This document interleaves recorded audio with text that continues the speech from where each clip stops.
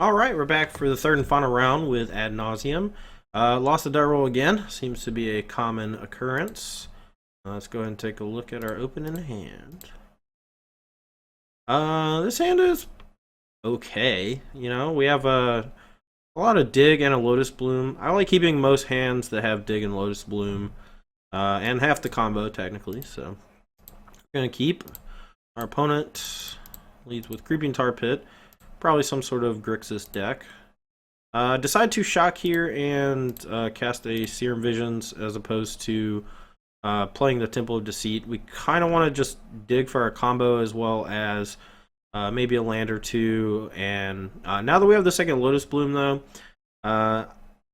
you don't have to keep the land here, but I want to be able to cast Fire Action Unlife pretty quickly just to try to get it into play or to bait a counterspell. So we do keep the Flooded Strand.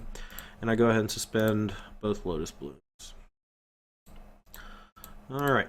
Flooded Strand, fetching Island. Flooded Strand's a little weird. Maybe he's playing Esper. And we get hit with a Collective Brutality, but no Escalate. Unbeknownst to my opponent, if he just takes Lightning Storm, I can't win anymore, because we don't play the one-man artifact that puts it on the bottom of the deck. Luckily for us, he just takes Sleight of Hand, and we can still win the game. Alright, we play Temple of Deceit after we play our Sleight of Hand. Now we have the choice again between Mystical Teachings or Peer Through Depths. I again take Peer Through Depths because it's a little cheaper. Mystical Teachings probably the right move, since if the game goes long enough, it is going to be pretty good. We have a Temple of Deceit seeing Ad Nauseam on top. That's perfect. As long as our Fire Action Unlife resolves. Clue to Glen, revealing Vendilion Click. Alright, he's playing Fairies. Haven't played against Fairies in a very long time. Tick down on the Lotus Blooms, one more to go. And hit with a Vendilion Click. Yeah, he's probably going to take Ad Nauseam if I had to guess. He may take Fire Action Unlife because I'm casting it now while he's tapped out. Yeah, takes the card that kills him basically. We're just going to go ahead and cast our Unlife and hope that our Peer Through Depths finds Ad Nauseam. Or hopefully we can find something that allows us to interact with his counterspell, like a Pact of Negation or something. Alright, first Lotus Bloom. Spellstar Sprite. We could dig for a Pact of Negation to hit it, but I don't really want to. Not worth it. We just... Hopefully our second one resolves, which it does. We have plenty of mana, and now we're just going to spend a lot of time trying to find Ad Nauseam. Here we can take Serum Visions, which we can cast now, or we can take Peer Through Depths. Personally, I just want more looks, so we're going to take the Peer, even though we can't cast it this turn without burning Spirit Guide or Lotus Bloom. Temple, we just put that on the bottom, I believe. Alright, now this is a little bad for us. Our opponent ends up playing a Mistbind Click. If we hit an Ad Nauseam on the Peer Through Depths, we win on the spot. So we're going to hopefully do that. And we miss, unfortunately. We're just going to take one of the dig spells. And unfortunately, it's going to tap us low-ish, so we're not going to be able to cast it unless we draw an untapped land, which this deck doesn't have too many of. We find Gemstone Mine. We'll go ahead and cast. Miss again. He's going to hit us for 7 while we're tapped out. Now, we are protected for at least one more turn with the Unlife, luckily. I would have loved to have found a Pact of Negation anywhere out of all these Peer Through Depths and such, if we're not hitting our combo. Scry the Seeming Spirit Guide at the bottom. Alright, take our licks, 7 down to -4. And upkeep. Another Mistbind Click. Cryptic Command. Bouncing the Fire Action Unlife. When we're at -4. And we have no way to interact. Alright, you win. Next game. Alright, game 2.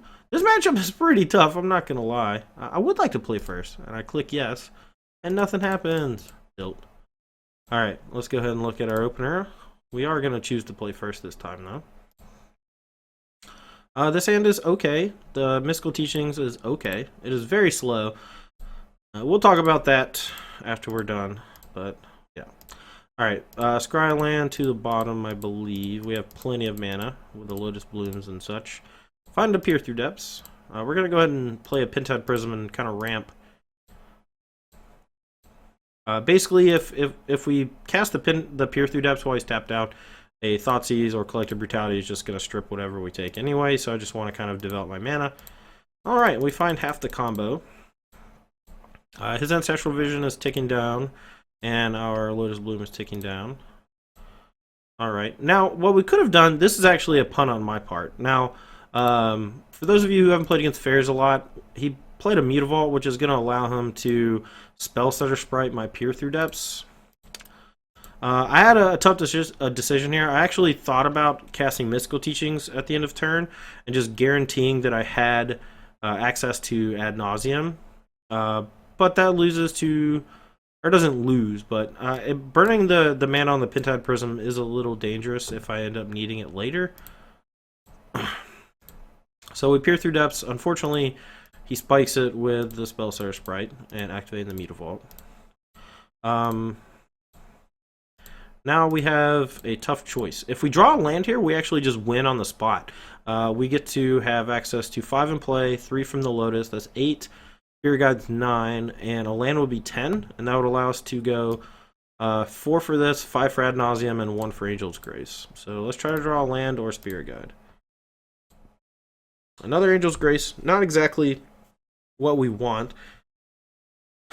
While he's tapped out, and I thought about this for quite a while, we could do the value Ad Nauseam here by burning all of our mana and the Spirit Guide.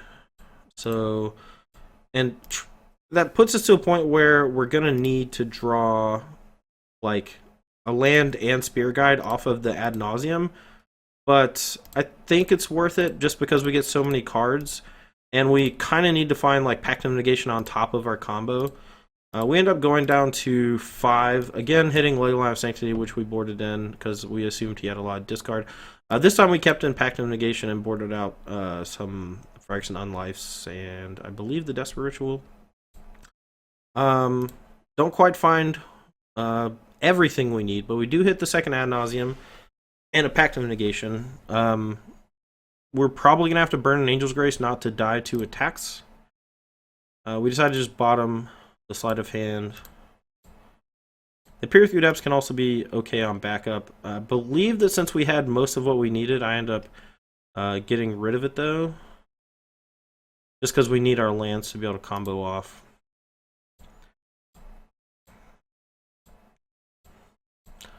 Alright, I'm in some hot water here. The Surgical Extraction on Ad Nauseam.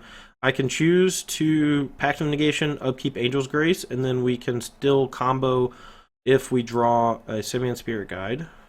But then I don't believe we're able to hit him with a Lightning Storm at that point, just because I believe we board out the Desperate Ritual and we've already burned a Spirit Guide. So, I do decide to Pact of Negation. Otherwise, I don't think we can win anymore. So we hit it with that. We get hit down to 4. We still have a little bit of time. We don't have the 5 mana to pay for the Pact, unfortunately. But we have the Angel's Grace to pay for it, kind of. Alright. In a turn, Mistbind Click is going to kill us. So, fortunately, we did draw Pact of Negation, so we have to cast it.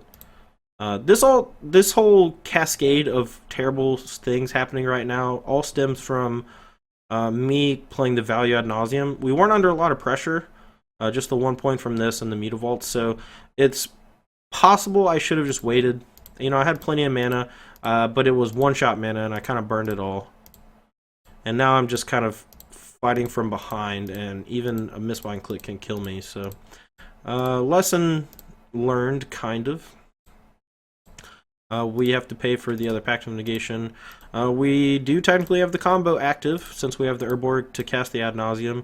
I went to second main phase. I consider going to Instep, just to see if he would cast anything, but I would have to boldly pass priority during my Instep and hope that he tapped low enough to not have a counterspell.